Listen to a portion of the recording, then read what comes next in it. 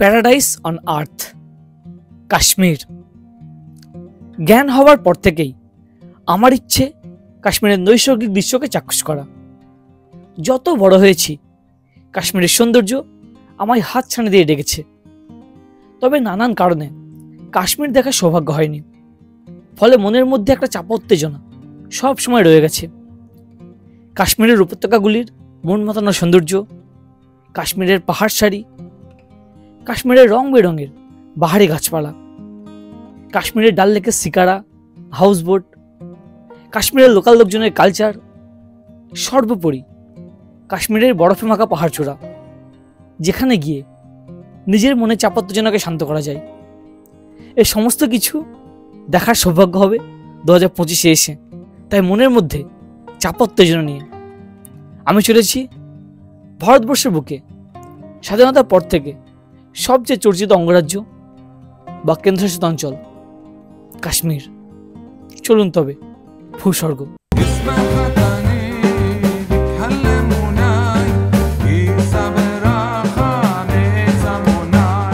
এবারের কাশ্মীর ভ্রমণের এটি পঞ্চম পর্ব। এর আগে অবধি আমরা এসে পৌঁছেছিলাম কাটরা। এবার আমরা কাটরা থেকে চলব পেহেলগাম, কাশ্মীরের অথেন্টিক সৌন্দর্যকে কাছে থেকে চাক্ষুষ করতে।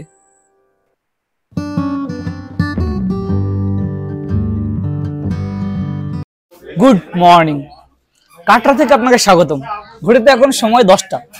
কাটরা থেকে আমরা সরাসরি চলে যাব পেহেলগাঁও। আপনাকে একটু স্মরণ করিয়ে দিই, আজকে এপ্রিলের 6 তারিখ এবং আমাদের যাত্রা শুরু হয়েছে এপ্রিলের 1 তারিখ। আমরা প্রথমে রাজধানী এক্সপ্রেস করে পৌঁছে গেছি নিউ দিল্লি। নিউ দিল্লি থেকে সাচখন্ড এক্সপ্রেস করে অমৃতসর, এবং অমৃতসর চত্বর ঘুরে দেখেছি। অমৃতসর থেকে আমাদের ব্যবস্থা হয়েছে টেম্পো ট্রাভেলার্স। আজকেও সে একই টেম্পো ট্রাভেলার্সে কাটরা থেকে আমরা চলে যাব পেহেলগাঁও। ঘড়িতে সময় 10:15। ফাইনালি আমরা যাত্রা শুরু করলাম পেহেলগামের উদ্দেশ্যে। গাড়ির সবাই মোটামুটি রেডি, সবাই খুব এক্সাইটেড বরফ দেখার জন্য, তাই তো? আমাদের পোশাক আশাক থেকে বুঝতে পারছেন যে কাটরার টেম্পারেচার কতটা। একেবারে নর্মাল টেম্পারেচার, এবং কাটরা হচ্ছে পাহাড়ের শুরু, সেই কারণে খুবই মনোরম ওয়েদার এখানে। এবং আমি তো শর্ট ভিডিওতে আপনাকে দেখিয়েছি যে এখানে কিন্তু সন্ধ্যা হয় অনেক লেটে, প্রায় 7:15 সন্ধ্যা হয়, এবং দিনের বেলা রোদের বেশ ভালো তেজ থাকে। এখন 10টা, এখন রোদ মনোরম, তবে বেলা বাড়ার সঙ্গে সঙ্গে কিন্তু রোদের বেশ তেজ হবে।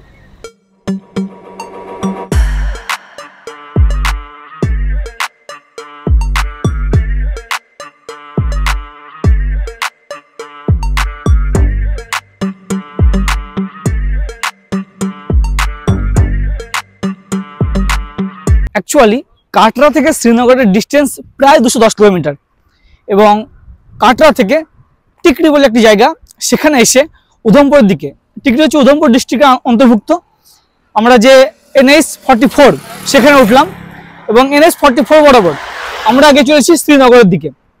বর্তমানে উধমপুরের একটা জায়গাতে দাঁড়িয়ে গেছি। এখানে রয়েছে প্রেম দিদি হাট্টি ধাবা আর কি, পিছনে দেখতে পাচ্ছেন। এই ধাবাতে চা পানি খাওয়ার জন্য দাঁড়িয়ে যাওয়া, এবং এই হচ্ছে NH-44। এই NH-44 এর সৌন্দর্য কিন্তু দারুণ, মানে যাওয়ার সময় এখন থেকেই অমায়িক ভিউ পাচ্ছি আমরা।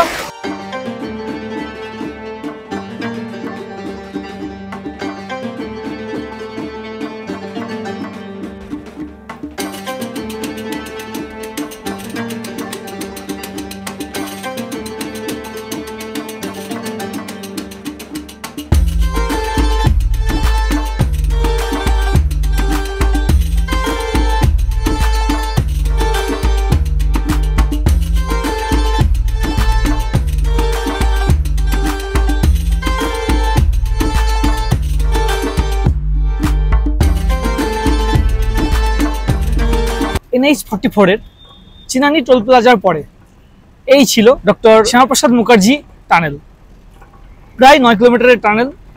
টানেলের মধ্যে কিন্তু দুটো জিনিস লক্ষ্য করলাম, এখানে হর্ন বাজানো পুরোপুরি প্রহিবিটেড, এবং 50 মিটার পর পর এখানে রয়েছে এমার্জেন্সি এক্সিট পয়েন্ট।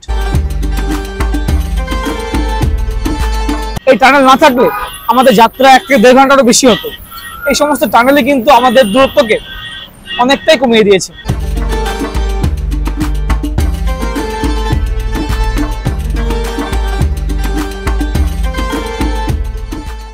বেশ খানিকটা পথ অতিক্রম করার পরে আমরা এসে পৌঁছে গেলাম রামবান, একটি প্রসিদ্ধ জায়গা এখানকার জ্যামের জন্য।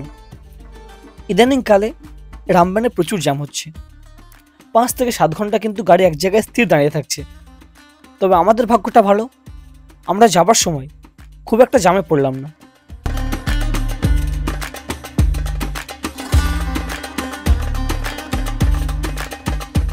ঘড়িতে জানান দিচ্ছে সময় 2:09। আমরা দাঁড়িয়ে আছি বানিহাল টোল প্লাজার কাছে। এখান থেকে কিন্তু পেহেলগাম আর 80 কিলোমিটার এবং শ্রীনগর 85 কিলোমিটার।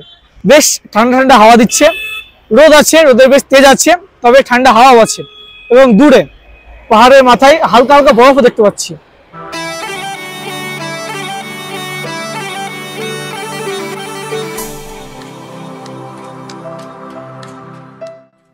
প্রথমবার কাশ্মীর এসে যেটি বুঝলাম, এই ভূস্বর্গের সৌন্দর্যের মূল আকর্ষণ এখানকার উপত্যকাগুলি।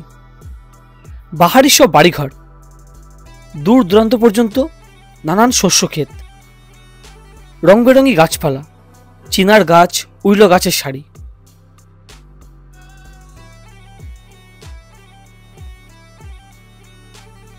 এই এপ্রিলে এসেও আমরা দেখতে পাচ্ছি দূর দূরান্ত পর্যন্ত সর্ষে ক্ষেত, যা উপর থেকে দেখতে দারুণ লাগে।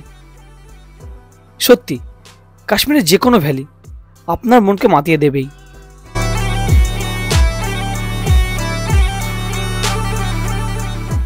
ঘড়িতে জানান দিচ্ছে সময় প্রায় 4টে। আমরা আগে চলেছি পেহেলগামের দিকে এবং পেহেলগামের আগে চিনার ভিউ পয়েন্টে দাঁড়িয়ে গেলাম দুপুরে খাওয়া দাওয়া সারার জন্য।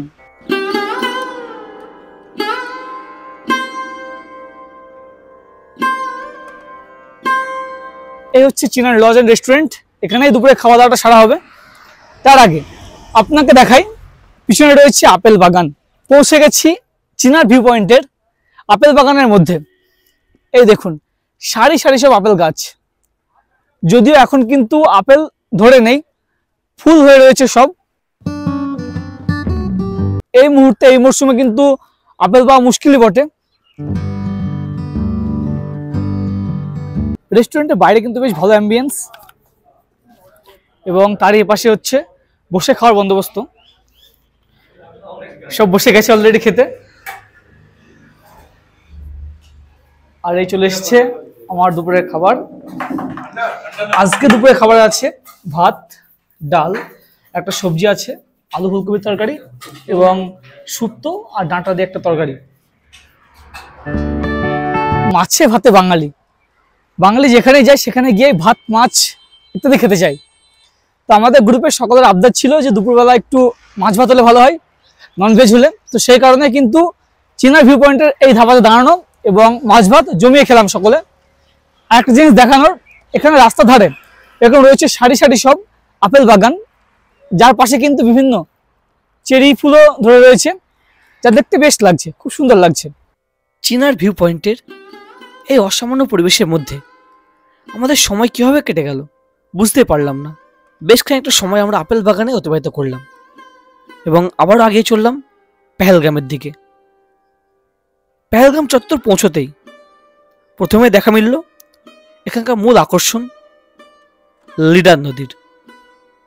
একেবারে লিডারের ধার বরাবর আমরা আগে চলেছি এবং লিডারের সৌন্দর্য শুরু থেকেই আমাদের মাতিয়ে তুলেছে।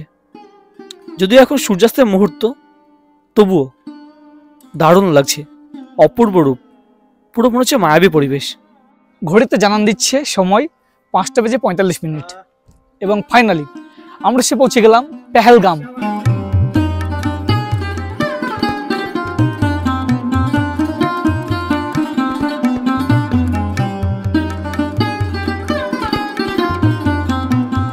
ঠান্ডা এবার হালকা হালকা আছে, খুব একটা বেশি ঠান্ডা নেই, তবে রাত্রিবেলাতে ঠান্ডা হবে।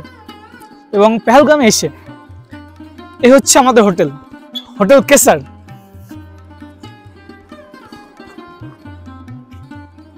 তো আমরা এসে পৌঁছে গেলাম পেহেলগাম। এর পরে পড়বে পেহেলগামের সৌন্দর্য, পেহেলগামের লোকাল সাইট সিন, সমস্ত কিছু আমি ডিটেলসে ঘুরে দেখাবো। তো বন্ধুরা, ভিডিওটা আপনাদের কেমন লাগলো অবশ্যই নিচে কমেন্ট করে জানাবেন। সাথে থাকুন, দেখতে থাকুন, এবং চ্যানেলটা এখন সাবস্ক্রাইব না করে থাকলে আজই সাবস্ক্রাইব করুন। আর একটি কথা, আমরা যে ট্যুর অপারেটরের সঙ্গে ঘুরছি তার ডিটেলস এবং কন্ট্যাক্ট নাম্বার আমি ডিসক্রিপশনে দিয়ে রাখলাম। আপনারা যদি প্রয়োজন মনে করেন অবশ্যই আপনারা যোগাযোগ করে নিতে পারেন। আজ তবে এ পর্যন্তই।